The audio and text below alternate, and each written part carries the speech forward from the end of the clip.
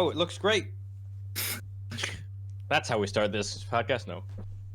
Welcome to Geek Out Weekly, the podcast where we geek out suboptimally, substrengthfully, less strongly. Yeah, less strongly is my wrestling name. I'm your host, Aadil Kurji, and I'm joined by Ben. Hello. And returning back to the Out of Lives fold, we've got Dave. Just proving how uncool I am with a 90s throwback. Nice. I think you managed to cut out the audio cutaway just when you did it, so it sounded like what? Okay, I'll settle for that. That's fine. And this week we are talking about the back half of The Mandalorian Season 2. Oh, aha! And Ben is, for those of you not listening but looking, is pointedly pointing to his lovely Mando and Grogu. Nice. Legos. Lego mini heads? Yeah, little brick name heads. Of the line? Yeah. Brick heads. Right, minifigs, brick heads. Yep. I swear. It's really Lego's answer to Funko Pop with less mass collection, but that's also because they are like decades behind of all the licensing to force people to buy these things. Where I say force, because I've read the comments on Facebook, and people seem like they have no choice. Oh no, they made more Funkos of this. I'll have to get all 10 of them, and one of them is a San Diego Comic-Con special. So I guess I'm spending $300 on eBay. To be fair though, I have been looking at the Mando Funko, and it's pretty cool. Okay. I've only got 4. I've got one Star Wars one, 2 Fallout ones, and then a Skyrim one. But yeah, the Mando one's it's about £50 though, so I'm not adding that. That's not coming to my collection. No, my collection of 4. Wait, is that because it's aftermarket, or do they just have? I assume so. Yeah. Yeah. Okay. Yeah. No, I don't think that was the retail price. Oh yeah, because I don't think they ever really break. Like 15 $20. quid. Yeah. $15. Yeah, quidlets. Some of your pound sterlings. The Mandalorian Season 2. Yeah. This is not the Funko Pop podcast. You mean Funko Pod? That's Thursdays. That's where we talk about, but don't have any, nor actually feel or unbox Funko Pops. We just sort of talk a lot about what they might be, based on a Google image search, and sometimes we skip that part. So yeah, join us on that in the future and an alternate universe. So we're gonna just quickly, because there's 3 of us, and of course it's the end of Season 2, we're gonna talk a lot more about the overall themes of both Season 1 and Season 2. Rather than last episode where we did The Mandalorian Season 2 Part 1, we talked a lot about the details of the episodes. We're gonna shift gears today and talk around it, also because we've got Dave here, who hasn't had the chance to share his feelings about Season 1 or Season 2 yet. So let's first start off with just reminding us where we left off. So Season 2 Episode 4 ended with finding out that with what did it add up? Oh right, so the Mando found out about where a Jedi was, and they were on Corvus, and they went back to Navarro. We had a little adventure there, and we at the very tail end of the episode, we found out that a spy had planted a tracking device on the Razor Crest. So, Chapter 13, The Jedi, which is Episode 5 of the season. I'll just quickly read the description, and then we can chat a little around it. The Mandalorian and the child arrive at the city of Caladan on the planet Corvus to find the population living in fear of the city's magistrate, Morgan Elsbeth, and her guards, including a hired mercenary named Lang. Elsbeth offers to give the Mandalorian a spear of Beskar steel in exchange for killing Ahsoka. Mandalorian finds Ahsoka, that's Ahsoka Tano, outside the town and presents the child to her. Using the Force, she determines that the child's name is Grogu and that he had begun training as a Jedi before the rise of the Empire. She agrees to continue his training if he helps defeat Elsbeth. Once they overpower the guards, free the citizens, and Lang is killed, Ahsoka confronts Elsbeth and demands to know the whereabouts of her master, Grand Admiral Thrawn. Afterwards, Ahsoka refuses to train Grogu due to his close attachment to the Mandalorian. Instead, she directs them to an ancient temple on the planet Tython, where Grogu can use the Force to find other Jedi and decide his own fate. She also gives the spear to the Mandalorian because Beskar should be with the Mandalorians. So, a lot of words. I'm going to stop talking. Thoughts on the episode in general, if now that I've reminded you exactly which chunk of the series it was. Let's start with you, Dave. Yeah, this is my first introduction to Ahsoka. It is Ahsoka, isn't it? Yep. Yeah. Because I like Star Wars, I like the movies, but I've never really watched any of the other series or extended universe or the Legends or any of that. So this is my first introduction to the character. It's pretty good episode. I can't think of another series though where we get to series 2 or the 13th episode overall before we find out the main character's name. The main character, you say? Yes, the main character, the Grogu show, or the child show, the Grogalorian. I'm not really a fan of his name though, to be honest. Grogu, it's not cute enough for him. Do you know what I mean? Baby Yoda, pretty cute. Grogu. Well, yeah, but you can't top Baby Yoda with a real name because at some point he might grow up. That's true. Could have called him Groda.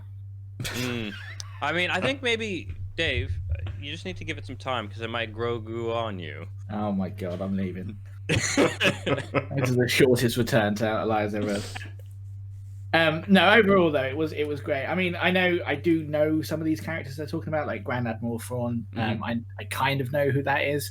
I think they've changed who he was because he was in Legends as well as is it Rebels he's in, or I don't know. I'm really behind. Yeah, I mean, he was originally in the extended universe series of books that has been called the Thrawn trilogy, but by I'm forgetting. It doesn't matter. Sorry, nerds out there. We'll figure it out in a second. But I mean, and then they are like the most lauded Star Wars extended universe books, really. And most books that came after it sort of tag it because it was so well received, and a lot of characters that were in that sort of stayed on as main characters in the extended universe. Yeah, and Rebels I think is where they brought him back because that was after they axed the EU, much like we did 8 days ago. But yeah, I like the sort of the lore heavy aspect of this episode. Like, as much as I like the week to week adventures, when it starts getting into the overarching story and the whole Star Wars universe is when I like it more. So it's got me really excited to what comes next, and the actual planet cinematography, everything like that. It was a good episode. I enjoyed this one. Yeah, she's great as well. Rosario Dawson. Rosario. Yeah, Rosario. Yeah, Rosie. It's easier. She was great. That was some good casting, I think. Yeah, definitely. I think just to add on to Dave's thoughts for that episode, I agree kind of with what he's saying about delving into the lore a little bit, and the way it sort of sets up certain characters. But this episode is shot so beautifully. Like we've spoken previously about other episodes and the cinematography of them, but this is just so good. The framing on some of these shots when they're just showing the gate and people appearing, like with the color that they use in the sky and the way that they grade the foreground and the background and stuff. It's so well shot and edited. I think this is probably, even though it's a lot of greys, a lot of browns in that world, a lot of sort of blacks where a load of the trees have all been burnt and stuff, and it's sort of dire until you get into the central kind of courtyard, where where they kind of it's not quite a palace, but it sort of leads you into this kind of very Japanese sort of setting where you have the town outside and then the palace in the middle, and that's where all the beauty is, where all of the lovely sort of cherry blossom is, and where there's water, like the only place there's actually water in this planet, but it sets it up very well, and it frames it and shoots it absolutely beautifully. I think this is probably my favorite episode for that. Yeah, just to add on, I think the one, I mean, we're not going to talk about shot by shot, but just that opening series of scenes which introduces Ahsoka as somewhat like it's foggy. We get a notion of the layout of that town, but just like it's got an outer wall, and you've got a style of armor we haven't seen, and clearly Michael Biehn is a mercenary / head of the guard. We're not sure yet at that point, but he's like clearly in charge of the military part, while there's this lady carrying a spear who's sort of in charge of the town. And then Ahsoka is like doing stealthy Jedi shit. Like she's like in the fog. They're like, I think I see her. Well, where'd you go? And she's got these dual fucking white lightsabers that she's doing what you should do when you're attacking and don't want to be easily spotted, which is turn on, kill, turn off. Yeah. Walk away. Where did I go? I don't know, because it's not this bloody beacon showing everyone where exactly to aim. I thought it was a really cool way of like making her approach to the lightsaber feel dynamic and different. Because she's got these two lightsabers. She's got a different fighting stance, but she's also clearly like doing guerrilla warfare stuff because she has to. Because she might be a Jedi, but she's still one person. Yeah. Yeah. No, that was great. She's very un-Jedi-like in that way. She's not stood there with the big I am, like, come for me. She's just wrecking shit. It's great. Oh, yeah. I need to see more. If only we was getting a spin-off. There is, yeah.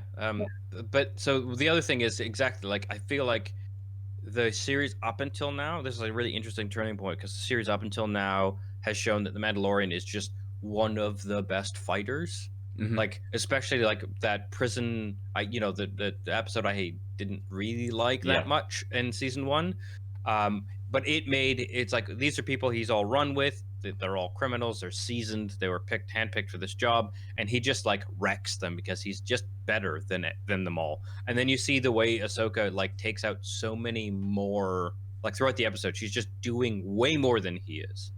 Like, but she also just. It seems like that from that opening scene that she's like, oh fuck, she's taking out like 7-10 guys in the woods in a way that like Mando maybe could snipe, but like would have to do much more brawling with them, and she's taking them out one by one. Like she's just like a different class of fighter. Yeah, and I think again it shows it in the next episode as well, right at the end when they're escaping the Imperial base, kind of where they've infiltrated, that it takes the entire team of them to actually kind of escape, and they need snipers.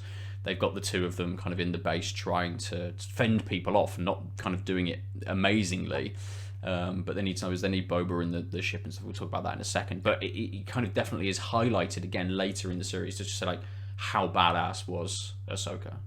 Yeah, it puts the Jedi's on a very separate plinth of battle ability, while still making it seem like he's still better than most fighters. I thought it was a really good way of transitioning the series, because up until this point he's just kind of become almost unstoppable. You're like, well, no one can beat Mando, he's so good.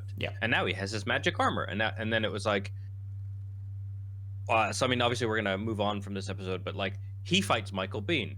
Ahsoka takes out like 3 assassin droids, a couple guards, and then hops over a fence to have this badass dual lightsaber versus Beskar spear water, like along the water side, sort of like internal palace fight with Elspeth. And you're like, shit. And also is great because it reminds you that Beskar's really magic, but also you're like, okay, so she's not just a figurehead, she's a warrior who's also a figurehead. Or also like in charge, because she like held her own, knocked one of Ahsoka's lightsabers away, and like again, it's just so well written and directed that it gave tension to that scene, despite so she didn't feel like this like just Deus Ex Jedi, which you sometimes see in these shows. It's like she's just unstoppable, but she's only one person. So and then it's like, oh, but one-on-one, there are people out there who are very good. Yeah, absolutely. I've seen a few people sort of say that they felt that she was just sort of in there for fan service and for the sake of it, and I didn't get that impression at all. Like, if she wasn't a character that was already established, she would have still been a good character. I've seen this, on Reddit. They were saying that they felt that she was just put in there just so that they have a jumping off point for a spin-off, and I don't think that's the case. Yeah. I thought if we never saw her again, it would have been a cool moment with a cool character that we wanted to see more of, not just someone that we can then run another series with. Yeah, and I think there's always been that kind of unknown element with Ahsoka as well about whether she survived the purge. You know, there's not been any kind of closure for that character. We've never seen her die in Rebels or whatever the latest chronological thing she's been in has been. Rebels.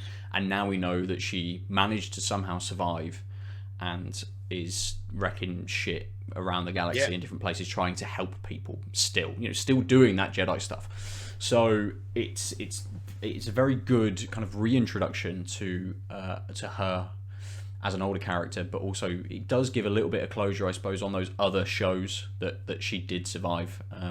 And she's a fan favorite, so of course they're going to make more stuff with her. Yeah, absolutely. I mean, it makes me want to go back and explore those other programs to get her backstory, because I've tried Clone Wars in the past and it just never grabbed me. But I think I'm going now after. I mean, I'm sure we'll discuss it after we move on to what's coming next. But now that things are being tied in together a little bit more, I do want to kind of see the relationship between her and Anakin and her introduction and so on. So it's great. Yeah, really good. Yeah, so I think just to cap that off, I think the beginning of Clone Wars is a little bit of a slog, but boy, does that show age well. And by that, I mean, like, as it matures really well, like the seasons get better and better. As I think they got more street cred with the corporation, less like, ugh. But yes, so also I think it was nice to see the Force interaction. Again, because this is a Star Wars film that's not obviously around a Force user, or like instead of just Grogu like occasionally doing powers, it was like this is minimal training but also communing, and Ahsoka being like, I can't do this because I'm not really a Jedi is a nice little Easter egg nod. But again, I think Dave, you're right. Like if you didn't know the backstory, it's just like, oh cool. That is like, I think people forget that sometimes like a character is mysterious and they don't have a backstory and they can be interesting. And if you didn't know anything about Ahsoka, you would feel that way. But because you are a jaded Star Wars fan, you can't put yourselves in the shoes of, okay, so what would it be like to meet this very badass character for one episode? Yeah. But there's a bunch of badass characters we met for one episode, and you didn't think, would they have been fan service just because it was a reused character? Exactly. Yeah. No. Exactly. Yeah. Cool. Nice. Well, let's jump over to chapter 14, the tragedy. This is yes. So the Mandalorian takes Grogu to the ancient temple on Tython and places him on the Seeing Stone at its center. Grogu meditates and is surrounded by a protective energy field. Meanwhile, Boba Fett soon arrives with the mercenary Fennec Shand, who the Mandalorian had previously left for dead on Tatooine. That's the sniper. Fett explains that the armor won by Cobb Vanth belongs to him, as his father Jango was a Mandalorian foundling. Mandalorian agrees to return the armor in exchange for the safety of Grogu, just as Moff Gideon arrives and deploys stormtroopers. The three of them repel the stormtroopers' attack, during which time Grogu finishes meditating and the energy field around him disappears. Gideon destroys the Razor Crest from orbit before deploying his droid Dark Troopers, who succeed in capturing Grogu via jetpacking all around. To honor their deal, Fett and Fennec promise to help the Mandalorian get Grogu back. They travel in Slave 1 to Navarro and ask for Dune's help in breaking criminal Migs Mayfield out of the New Republic prison. That's the entire thing. What shocked me about this one, I just want to get this out of the way, is it was like 32 minutes. Yeah, it was short, but I think not a huge amount happened. It's that point where they had to get Grogu into the hands of Gideon so they could kind of finish the show, and I don't think they had any kind of story around that to be able to do it, apart from then going, well, we need the ensemble cast back to be able to do the last couple of things. This is where we kind of bring everything in together from all of the episodes so far, and then there's the tragedy at the end of Grogu being taken. It's not a weak episode. It's just that they needed that stepping stone to get to the end of the show, I think. I think of the four we're talking about today, it is the weakest. Yeah, definitely, yeah. Yeah, without a doubt. I didn't really enjoy this one that much. I felt it was a bit not predictable, but just not very. It just wasn't very. I mean, after the last one, I watched them all in one go. Remember as well, Yes. so I didn't have the week to week. Like, unfortunately, it was all spoilt for me as well. So there's no surprises coming. Seeing Boba Fett's quite cool, but overall, I just didn't feel like everything that happened in this episode spread out over that short period of time was just linear. It was just like this happens, let's get to the next episode, and that's what it felt like to me. Still not a bad, overall not a bad episode. It's not, it's still good telly. It was just a bit weak, especially after last week's really good one, and then the following one is amazing, and it just sort of sits in the middle as being just a little bit on the weak side. Yes, yeah. I think again it's there to showcase Fennec and Boba Fett and how they fight, because we haven't seen a huge amount of that.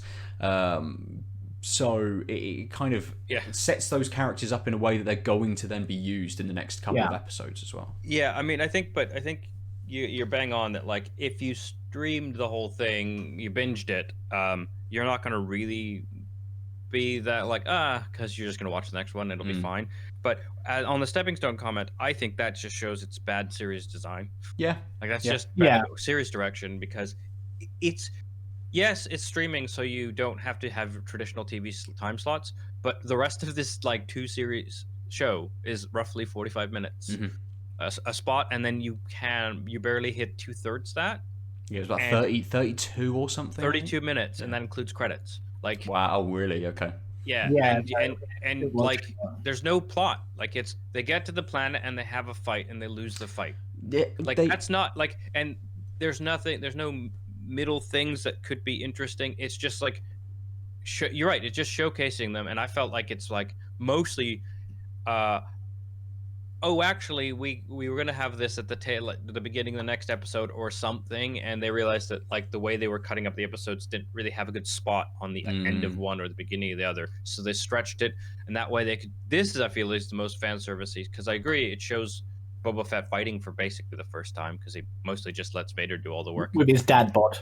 Yeah, exactly. Yeah, but like, that's it, and that feels more like, well, we know you like this guy, so you'll sit through 30 minutes of fighting if it's this guy. Even the way they handled, like, I liked that it was just like, oh, I guess you don't have a ship now, but I think if there was like more story around it, or like more of an interplay between Fennec and Mando, then you'd be like, fuck, I'm stuck here, while they're arguing about the armor, him losing the ship and now being stranded, but still being like, no, you don't just get Mandalorian armor because you claim your dad was one, or whatever, something. While instead it was just like, Mando lands, they argue a bit, then his ship blows up after the armor is extracted, so it's fine. And then we just have a couple of shootouts, and it was very good action sequence, and I was really let down by that, because it's just all that there was. Yeah.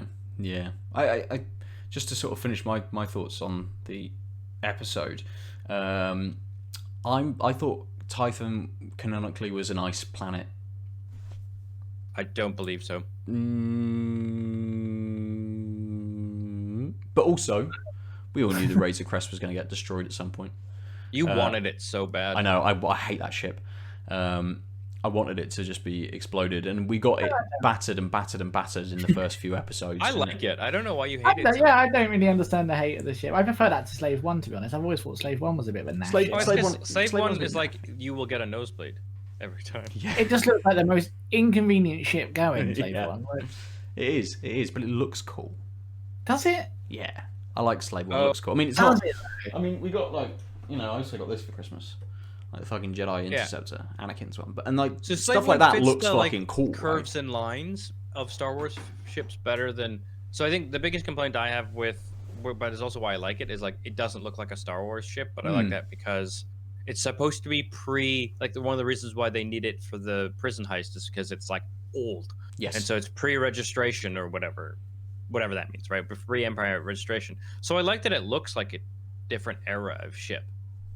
But it does look more like a Firefly ship Yes, it then, does. It does. It definitely does look like a flip. and I think that's probably purposeful because boy, space western vibes is exactly what they needed to convey in episode 1 really hard, and that's probably why it looks the way it looks, is because they wanted it to. Well, we're introducing the ship; it's got to fit what we're trying to force. Yeah. Also, so Tython has a meridional ice cap. Right. It doesn't matter what that means. What Have we does seen matter this is before? what it does matter is I think this is the only planet in Star Wars that has more than one season biome. Well, yes, and it must also have more than one Jedi temple, because I thought the Jedi temple was in the ice part. I can't remember where I've picked that up from, but it's in my judging mind. by Wikipedia, there's a comic that definitely took place on the ice cap that looks like it's temple-ish, and there's Jedis. So cool, right? But they I mean, I didn't even know this was an already known planet. To be honest, I just thought it was another random planet.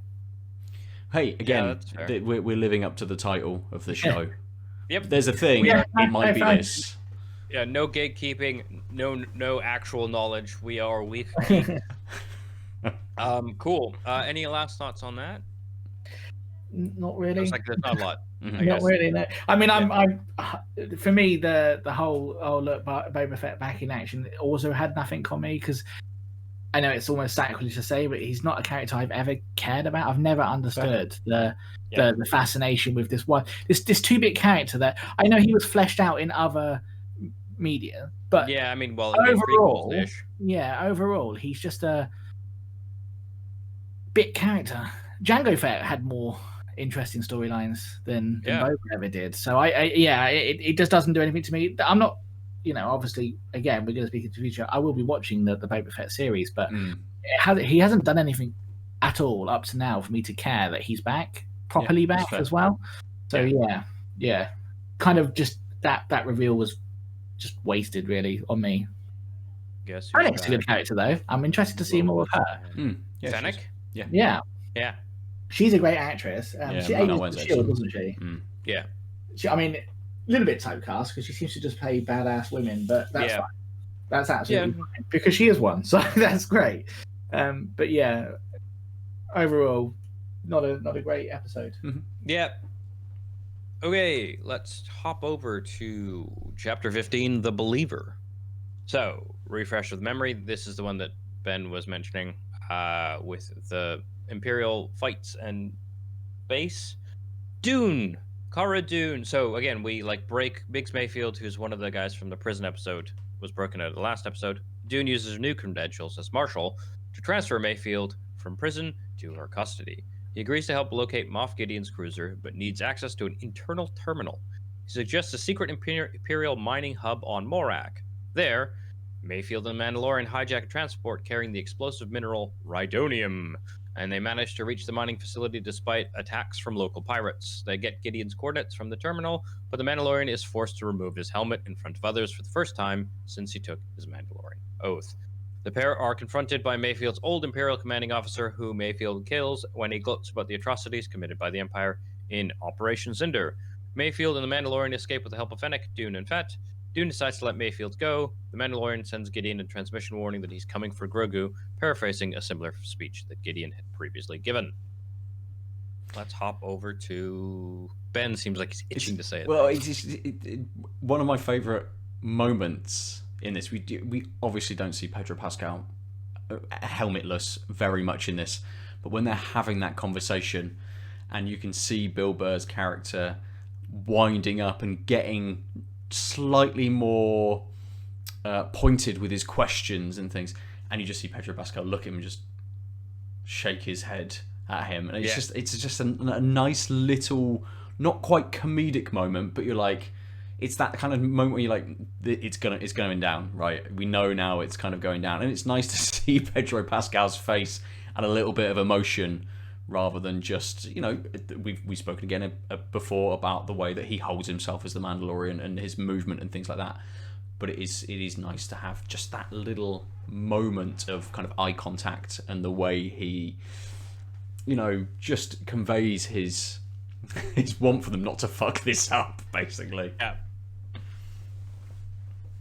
Yeah, I actually think this might be my favorite episode, even though it has problems.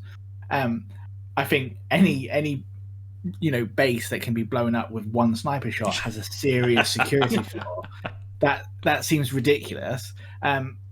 But apart from that, I mean, I loved seeing the more humanized Empire, because we don't really see that. We always see them as the bad guys, the masked bad guys who are just out and out evil. But when the trucks get back to the base and they're celebrating the minor victory overall, that these have come back and survived, and they're patting people on the back. I mean, it's nice to see that more, just making them a little bit more human. Even if they are still evil space Nazis, you're getting that other side of the coin, which I think Star Wars has always kind of missed. Absolutely, it's more reminiscent of a scene where the rebels have just got back, isn't it? From the Death Star or any kind of mission that's been successful. They ape that very well. And I think it's great to see. Yeah, it's a very much a hey, and I think it actually is very influenced by the sequel trilogy of humanizing the stormtroopers and stuff, because you never see them just coming home and being people on a side, like yes, the Nazis came home and had a cup of tea or whatever, just like everyone else, because like they're people. And Star Wars has very much up until now been good versus bad, and bad is this like huge monolithic idea of the Empire. And there's only like the people at the top who get like agency in representation and stuff. And now it's like, this is like, again, I think it helped. This is why I really like this approach, is fleshing out the universe, is it's adding grit by way of like depth of all characters, by even just showing stormtroopers milling about after a fight and cheering on that, one group of them made it. Thank God you guys made it, because a lot of them didn't. Yeah. That seems like a normal thing people would do, even if they didn't care about Rhydonium, right? It's just like, we're on the same team, and hoo-hoo. Our boys are home. Yeah, absolutely. No, I love that, and I want to see. I do want to see more of that as we're sort of going from the Empire into the First Order as Mandalorian goes on. Definitely want to see more of that. Oh yeah, I mean, Bill Burr as well. Like, he absolutely stole this episode, I thought. Yes, definitely. Yeah. Because to me, especially considering how he was in season 1. Yeah, not really a character I cared about in season 1. Yeah, it was just Dick, right? Yeah. Generic Dick, who's like, I don't know, maybe we'll steal that pet thing because it'll piss Mando off. Hey, Mando, you're a dick. And like, again, you were mentioning the needling scene was like kept. It wasn't like that character changed. It was just like we're seeing different angles of that character. And I think it was so smart to have the like inciting incident be, there was an atrocity I lived through that I clearly have trauma on. Yeah. And I'm a joking guy and I'm a dick, but like I can't, right? Like, it was so human, but still fitting his character, just like learning more about him. It's like, yeah, you know what? That must have been really terrible, because he's so self-serving and selfish that he would not fuck up this mission on a whim, but he's just like so overwhelmed with, fuck you, no, you can't make these jokes.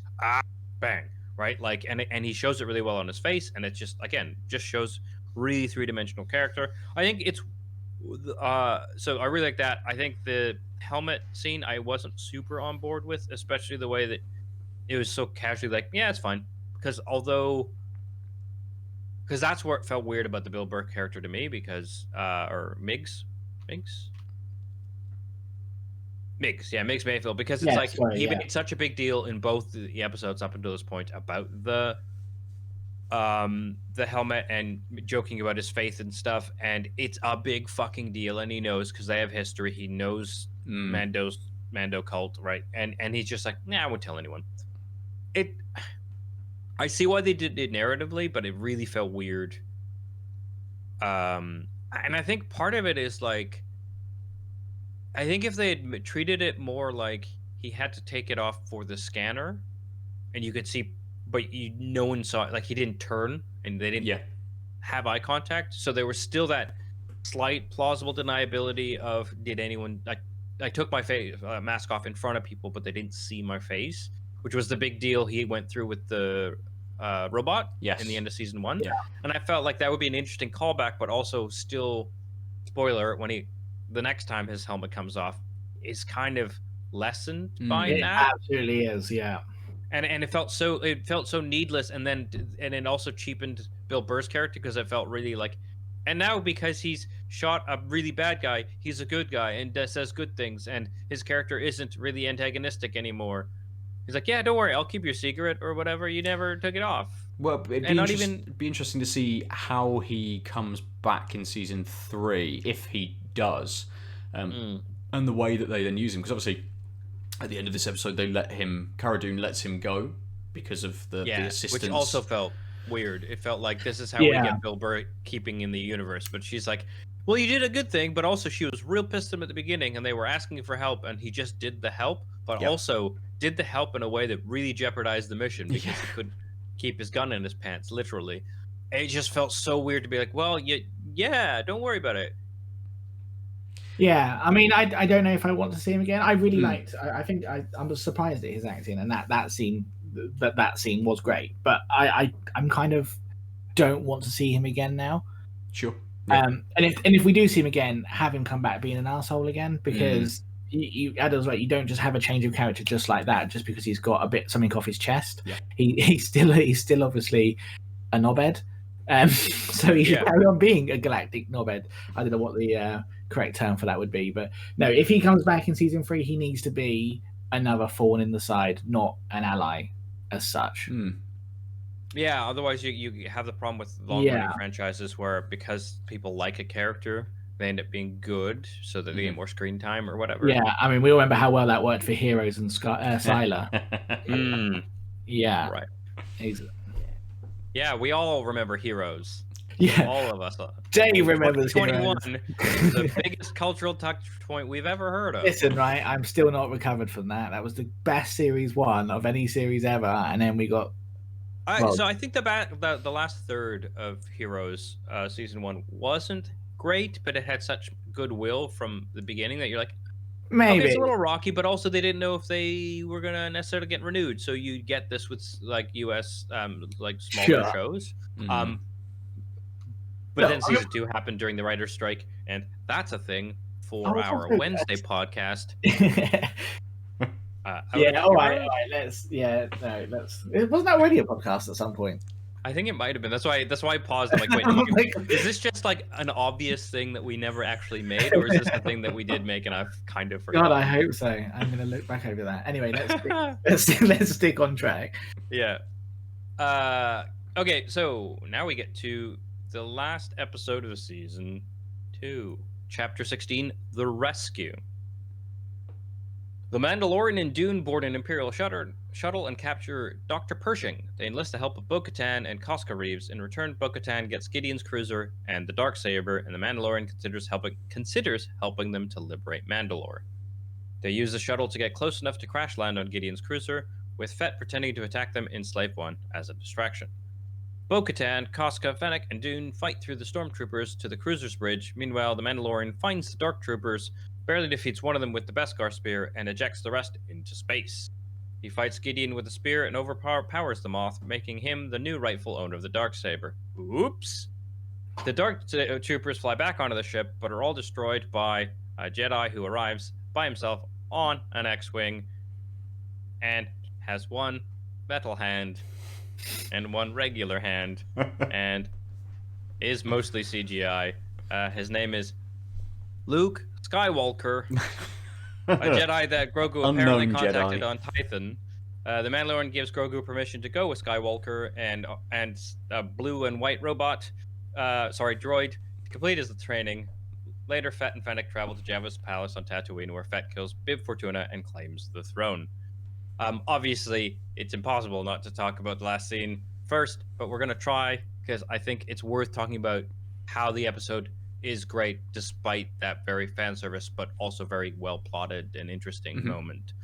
But that definitely overshadowed the discourse on the episode. It was like that final scene, or second final scene.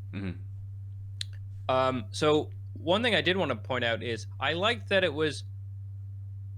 It very much felt like the Mandalorian was collecting capable fighters as he went along, and I think it's very important to note that like they were all like women fighters.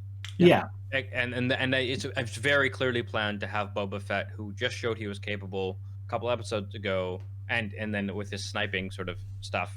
Oh no, he was just a pilot in the last episode, but I think it was very telling that they put him in the ship as the distraction. Yes. And so it was just Mando and these 3 women. Well, if they hadn't, how awkward would that have been later in the episode? Like, right? if Boba was still around, I mean, that would have been incredibly. Yeah. Oh, you're the guy who kind of accidentally slapped my jetpack. No, yeah, I did it. I don't know if Luke would even remember who he was. Like, yeah, probably not. He's probably just another henchman. Because to him and everyone else in the Star Wars universe, he was just a henchman. Like, I think he was, but yeah, they haven't got years of fandom about this character. Well, and also because he's wearing a helmet, you wouldn't even know that he is a clone, right? That's true. Right. Yeah. So it would just be like other guy in Mandalorian helmet. Armor, and that armor is beat up and not shiny. Well, and it's interesting that they also dropped that the male Mandalorian character from earlier in the season. So that's why I brought it up. I'm pretty sure they dropped him because then you could have this, which again I think is the right way to do representation because it felt very organic, except for the telling missing of the big bruiser male one. They were in the thing earlier. Bo-Katan's very capable. She's like telegraphed us, so she's shown that show. So they also make sure to show, even though Casca's like a bit character, that she has her little like tiff with Mando, or not Mando, Boba. Yeah. To show that like Boba has just shown it again. It's like this. We've seen Boba's very capable, and then she seems to go toe to toe with Boba, so we know she's good, and we don't have to give her any more time because we don't have time. Yeah. Again, it's just really well directed and thought out. To have their, because you just don't have time to have everyone a named character in that way. Like she's named, but barely speaking. So this is where like the fight with the one dark trooper who gets out the door before everyone else or whatever, and like Mando struggles. Yes. And you're like, and in that fight, you're definitely like, so if they break through that fence, he's fucked. Like. He can't. What is he going to do? Because they're not punching through. They're awake because they're. Turns out the best stormtrooper is one without any organic material. So battle droids is what they progressively got to, which is just like. Ultimately, battle droids. Battle droids with a little bit of midichlorians in. Yeah, somehow. Battle droids with Grogu blood, we assume. So Dark Troopers, are they just a Mandalorian thing? Have we seen? No, Dark Troopers were in. Dark Forces video game. Yeah. Okay. But they were people inside. Yes. People inside mech suits, basically. Yeah, so the Dark Troopers have always been like, super armored, kind of cyborg-y sold. And then, so the point Moff Gideon says is, I kept trying to make them better on my own time, basically. And it turns out the way to make them better is to make a beefier assassin droid, but also clearly the Grogu stuff has to do with it. Because we didn't actually get told, but it seemed very obvious from the telegraphing that like the midichlorians / Grogu blood were used somehow with these guys. Science and magic. Yeah. I quite like them as a concept. I didn't know if I was supposed to know who they were, sort of thing. I kind of got what they were, but I was like, have I missed some sort of exposition somewhere? Was I looking at my phone when they were describing what these actually were? But no, that's fine. I mean, I think the point all you had to get was like these are badass and like I got that. Working towards making them badass in some way. I think that's all. And that came across very well because that's exactly what I thought. Yeah. So they storm the bridge. Mando goes to stop the things and find Grogu. So he barely survives this fight with one dark trooper, and then he immediately has to fight Gideon and the dark saber. Which is the name of my sophomore album, Gideon and the Dark Saber.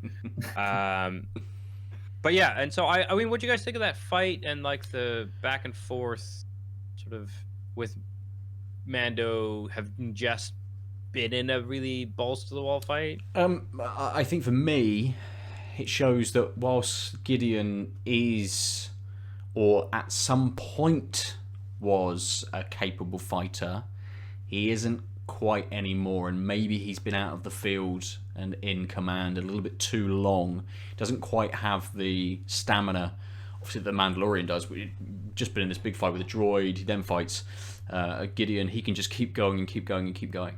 And I think that's the big point of that fight as well, to show that the Mandalorian is not going to stop, that he's kind of just relentless in getting kind of what he wants. And we kind of know that anyway with him being a bounty hunter and being quite a successful bounty hunter, but that he can just keep going, and that Gideon maybe isn't quite as big of a bad as we think he is in a physical sort of sense. Absolutely, in terms of what he can do with the might of the Empire behind him, but on a one-to-one basis, he's not that great. Capable pilot as well. When we saw in the end of season 1, but yeah, it's not a match for Mando. I think that's a really prescient point, because it's up until this point, it's like he is clearly badass. He's got the Vader armor. He's supposed to be a warrior. He's shown off both piloting skills and fighting skills, or at least seems like the Darksaber isn't just accoutrement. So, which is again like all very much like allusions to Vader, who is the big bad, obviously. Well, I mean, let's not get into the argument of who the big bad of the series is. Spoiler alert, it's the fans. But yeah, and so it was very interesting to see that like it only goes so far. / he's just older, and it felt like that. Like I felt like he could have, if he was younger, or when he was younger, this might have been a different fight. And I thought again that was really well telegraphed. And then even, but he also shows like later, because he's constantly scheming. He's not giving up. Yes, like they telegraph him when he's on the floor in the bridge. They telegraph there's a gun there. Yeah. And then like 5 minutes later he moves to the gun, or arranges to be moved to the gun. Like it's really well paced. It's not like he sees a gun and then lunges for it and it's like, aha. It's like, I see this, I note this, I'm still going to be really hands off, but I'm going to make my way to that and as soon as I find an opportunity. And I think that again, that shows really calculated thinking on both the character, but also the writers in writing a calculated thing, like just really well done. Yeah, small like nugget. For me though, I think if I'm gonna nitpick that fight, it's not the actual fight itself. It's just that like the whole spear was a bit too convenient. Like it is blatantly plot armor, isn't it? Like we got given that earlier for this reason, and it was a little bit too much of the like, yes, we've collected these characters on the way so that they all become useful at the end. That's fine, and I get that. But with the spear, it just felt a little bit too convenient. Because if he didn't have that spear, then where would we have been here? So he just happened to have gotten this. I mean, Beskar in general is the ultimate plot armor, isn't it? It's a bit too good for me. And then all of a sudden it's so rare, but we have now got full armor and a spear. But that's only a little bit of a nitpick. It didn't bother me enough for me to not enjoy it. I like Gideon as a character, and overall it was good. It was a great watch. But yeah, that just didn't sit as with me as I think it could have done. Yeah, I think, and a large part of that is because they wanted him to have a sword fight, basically, something like one. But I also agree, like, it feels really weird that he would have really been that well trained on that. That as well, yeah. He had a bit of a ray. Because none of the other Mandalorians really have spears or swords or whatever, like except the Darksaber. We don't really see in any of the flashbacks or whatever. Mandalorians just use guns, right? Yeah. So what? Yeah, exactly. Why do they just have really good with a spear? And it's even weirder when you think about it, because he's ended this series as the official wielder of the Darksaber. So now he's got the Beskar spear and the Darksaber. So like, if you wanted him to have some sort of like long melee weapon, he is getting one.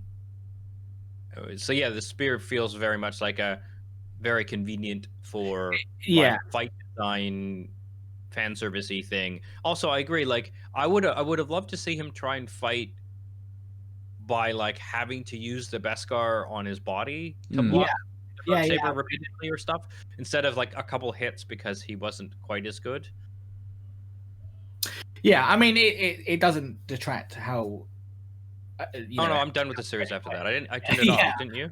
No, but no, I I'm think not a fan of convenience. I'm not a fan of overly obvious convenience as well. I mean, maybe if he got it in season 1, if it wasn't as fresh in my mind, even if I did watch more than one chunk, it wouldn't have been as bad. But it just felt like I've only just got this beer, but it's a good job I did, because otherwise I'd be dead.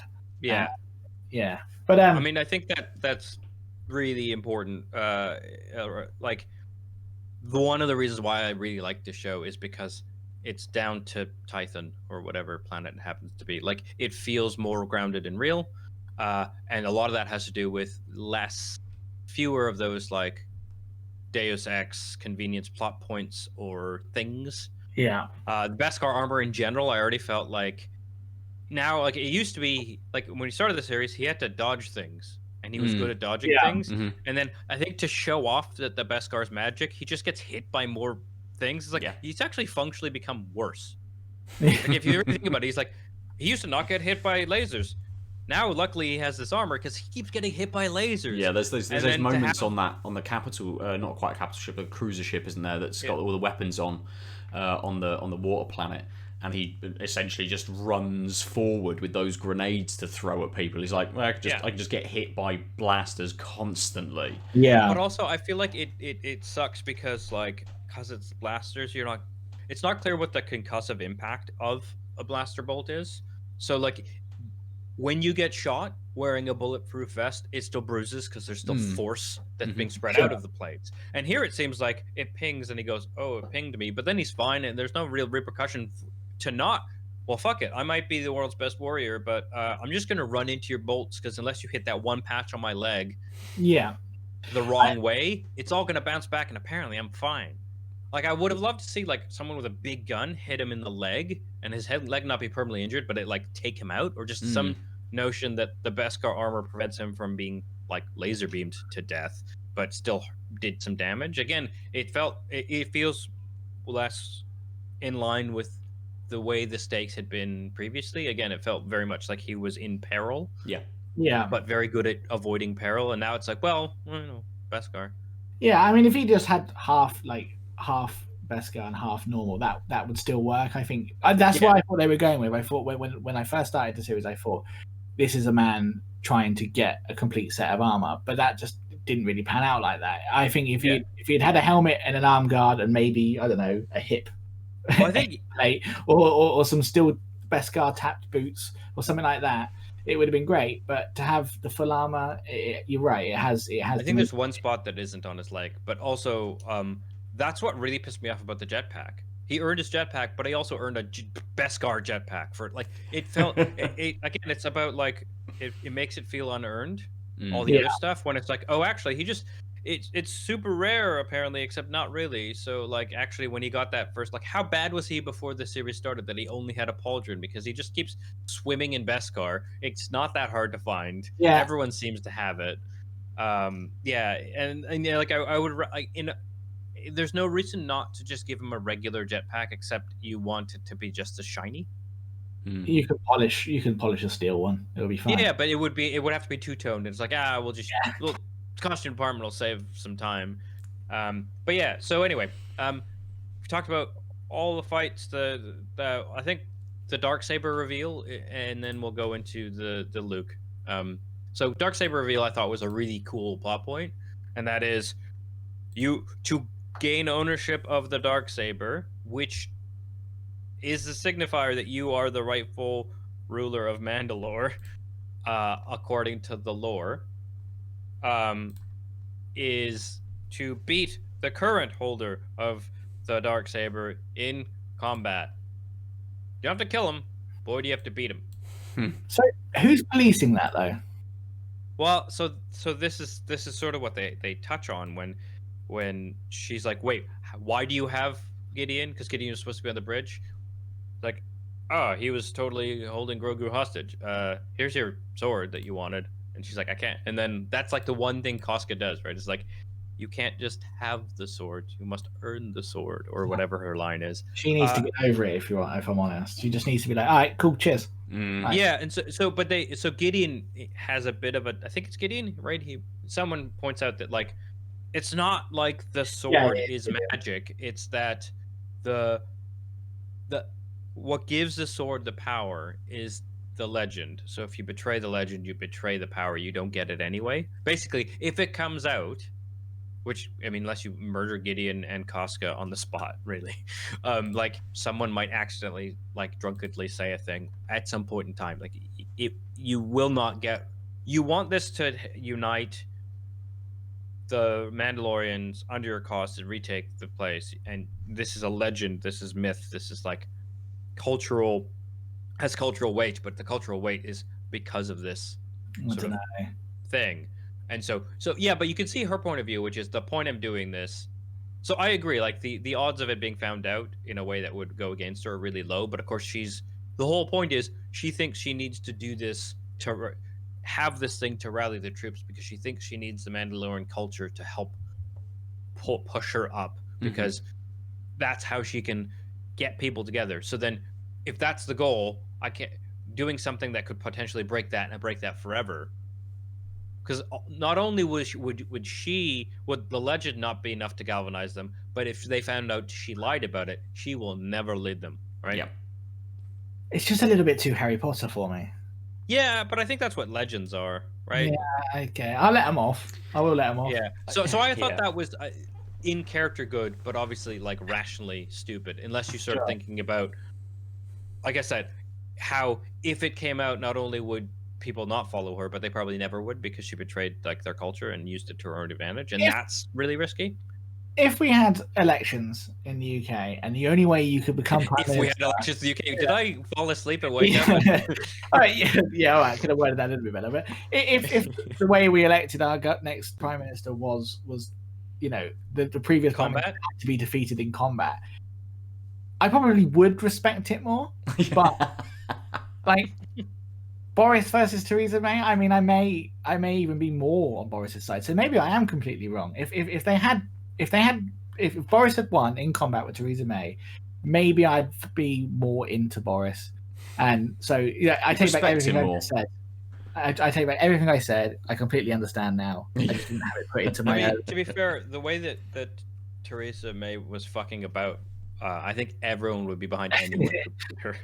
Yeah. Which, boy, does that sound bad out of the context of this particular thing. So don't clip that. But yeah, no, actually, I just realized I'm advocating a man beating a woman. So let's move on.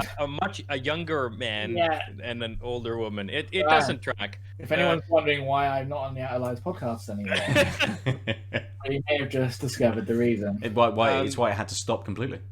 Yeah. There was too many Dave associations.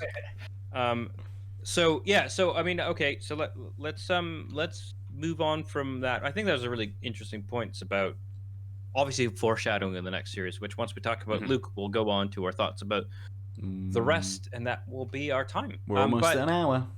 Yeah. So then they see an X-wing come after Gideon does his bit with the pistol, basically. And the Dark Troopers all were like, "Hey, we're robots in space with jetpacks. Yeah, we'll just get back on the ship via the like force fields," which some people complained about. I'm like, have you seen the way the Empire designs like ships and has no railings on all kinds of walkways? It makes perfect sense that this battle cruiser just has an open to space except for a force field hallway. I completely buy it. It makes tons of sense. I didn't even think about it. Oh yeah, there's some people like, they shouldn't have been able to come back in, because why would the ship ever have that, especially on a walkway? Because they kind of just like fly in through the window, and just land on the walkway and then start walking about. And you're like, I've never seen a single hangar in Star Wars. Yeah, exactly, right? But it wasn't even a hangar, I think, is the best part. Yeah, it was just like, and that made it so much more Star Wars. A viewing bridge. It's just a well-designed walkway. Yeah. If you fall, there's nothing to stop you from falling, and you'll just immediately go into space. Yeah, because it's just a force field. Yeah. So the Dark Troopers, which I swear they multiplied. They did seem a lot more. Because they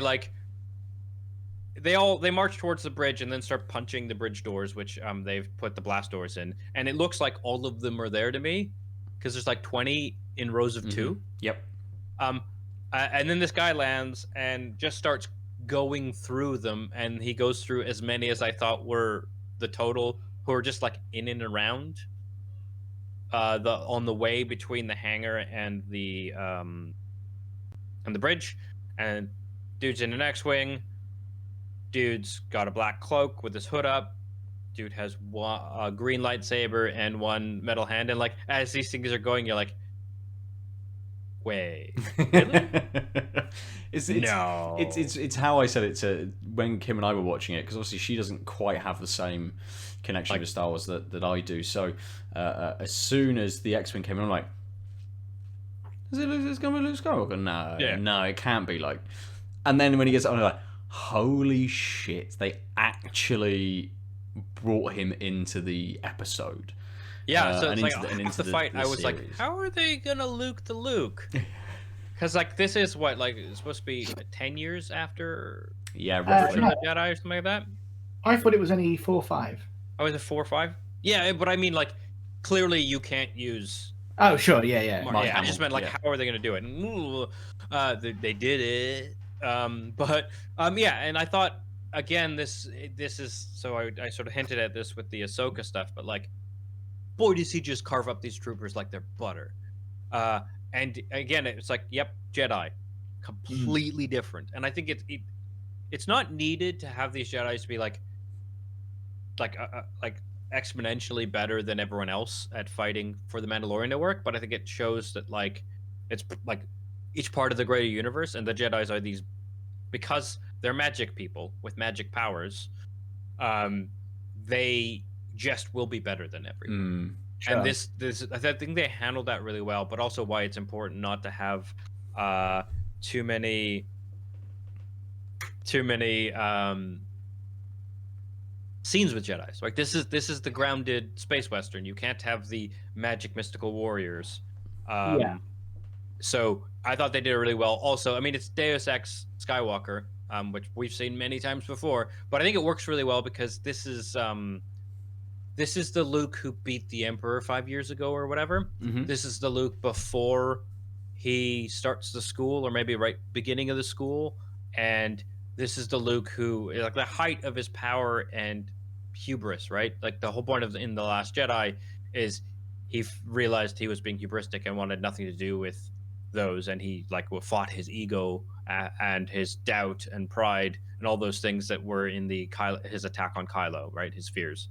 And this is well before that. This is just when he's like still riding the high of basically being the best Force user, one of the only Force users, and he's had 5 years of more training and experience, and so it makes sense that like he's doing more than he did in the throne room, right? He's actually a Jedi master, not in that he's like done the training and probably found the books and hasn't yet been disillusioned in them.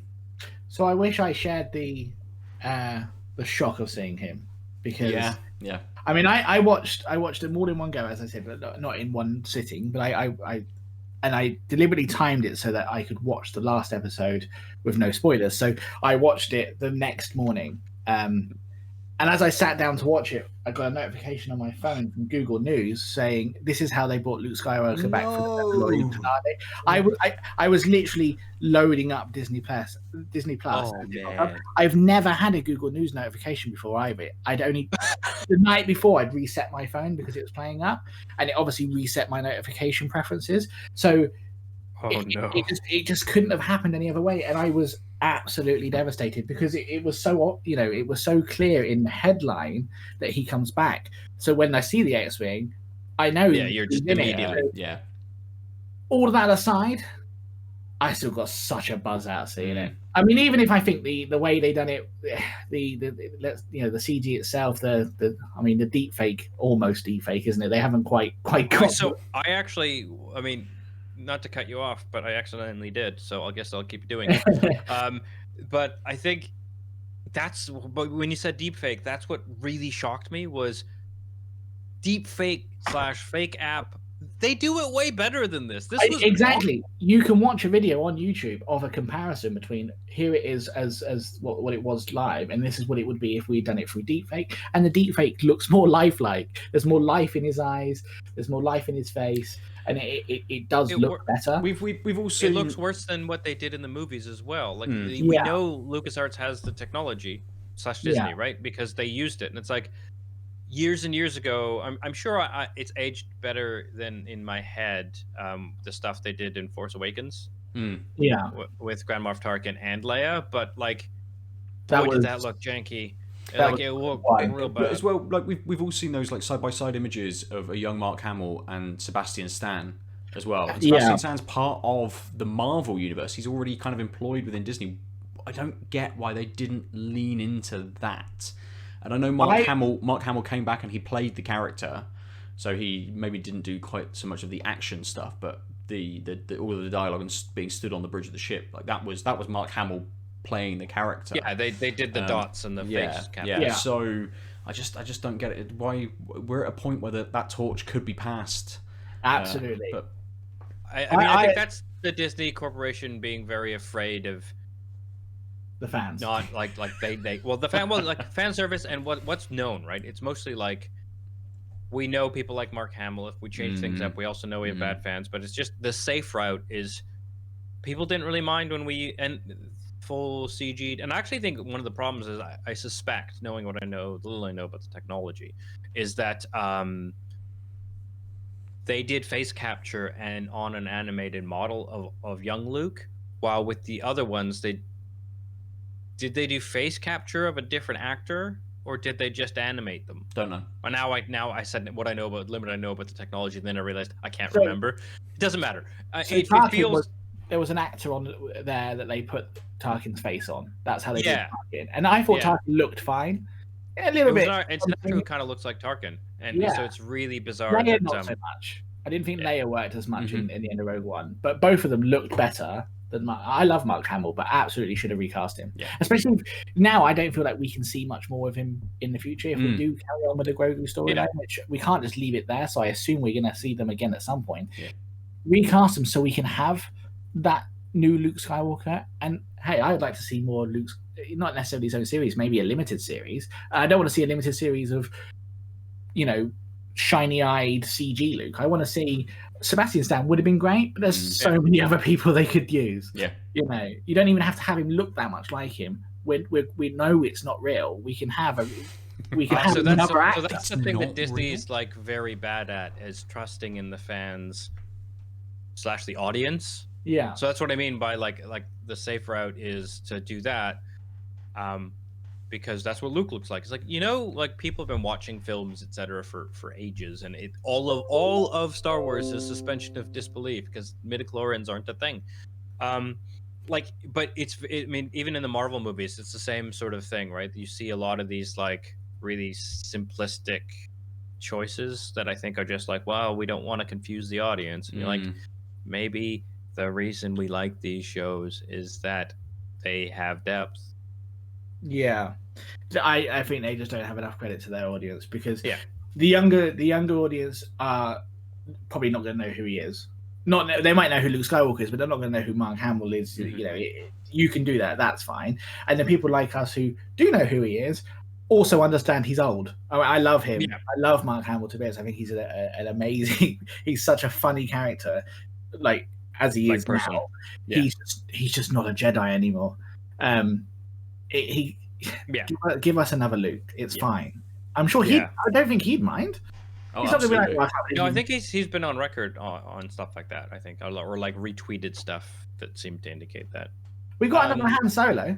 Like they didn't CG him in, and it will be weird now to recast him. Now that we've had a CG Luke, it would be weird now to have a new. Well, yeah, they've kind of put themselves in a corner. Yeah. But so I recognize that we're at the hour. So let's talk a bit about the helmet scene that we said we would, and then hopes for this series, and then we will talk more about the greater Star Wars universe on a later episode. So I will say, I think I said my piece, but I think it's worth reiterating. Boy, was I touched and moved by a man taking a helmet off in front of a puppet.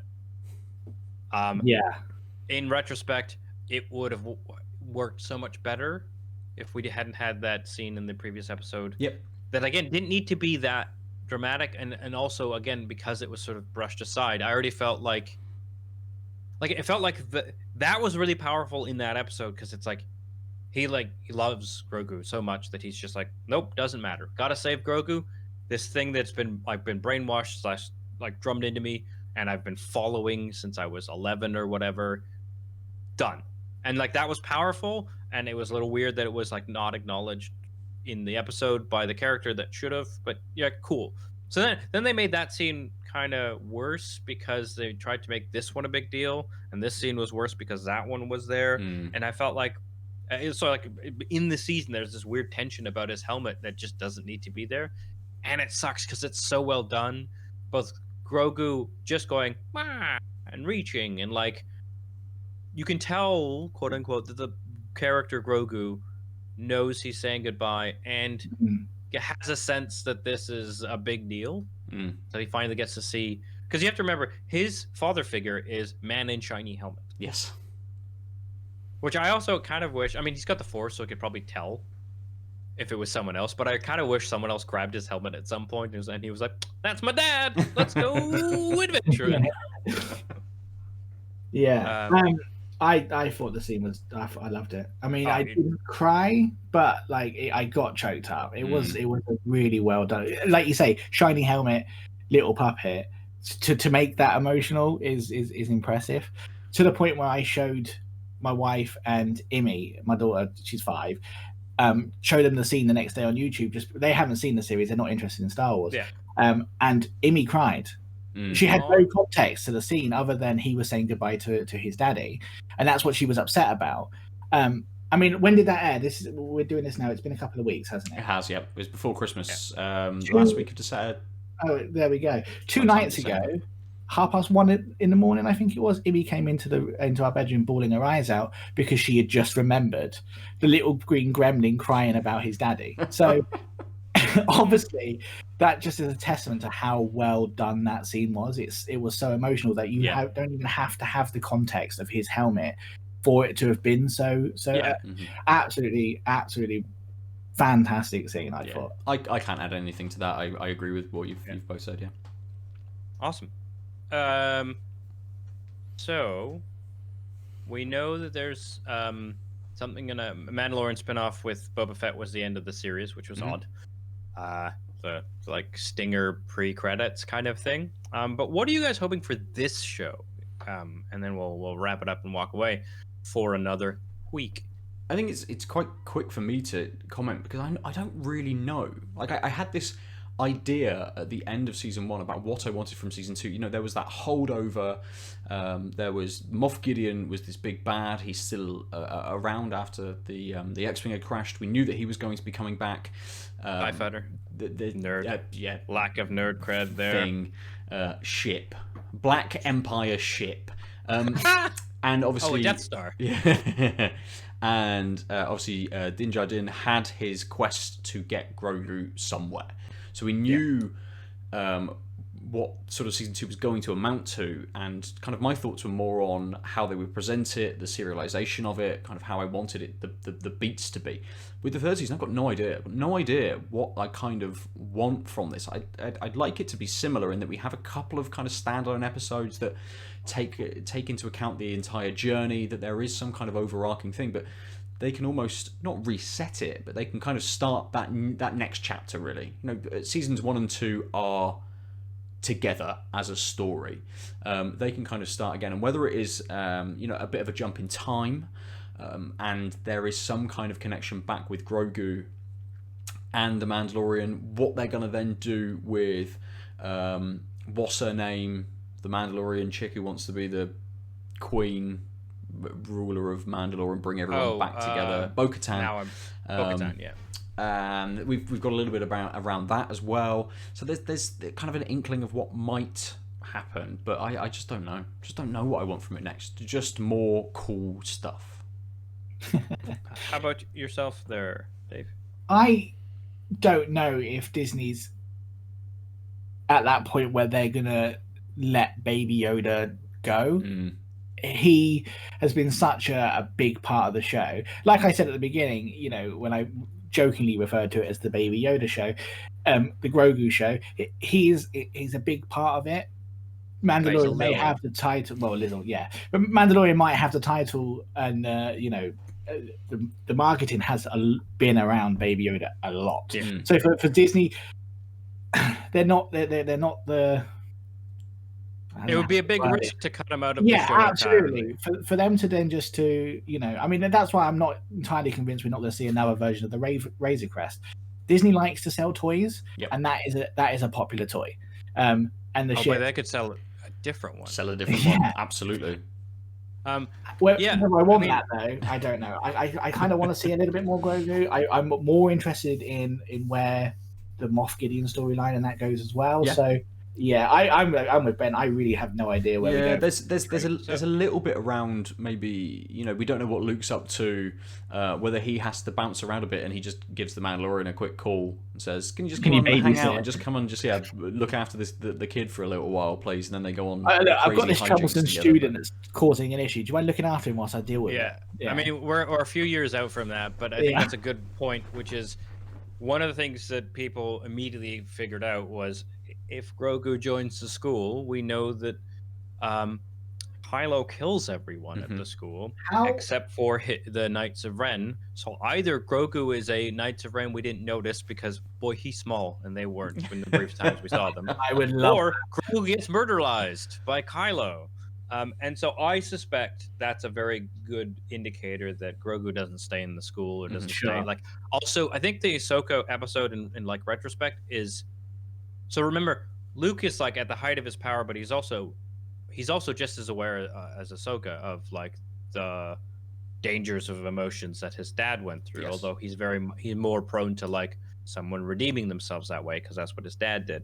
But I wouldn't be surprised if like Grogu has to leave the school because he misses his dad and he's like outbursting. Yeah. I also think I would be very sad because I think what makes this show really work is the fact that it's this odd couple of a very vulnerable child and this guy who kind of gets saddled with it, and then their relationship, right? That scene we just talked about, that like without context made your child cry, right? Yeah. With context, boy, like that's where the heart of the show is.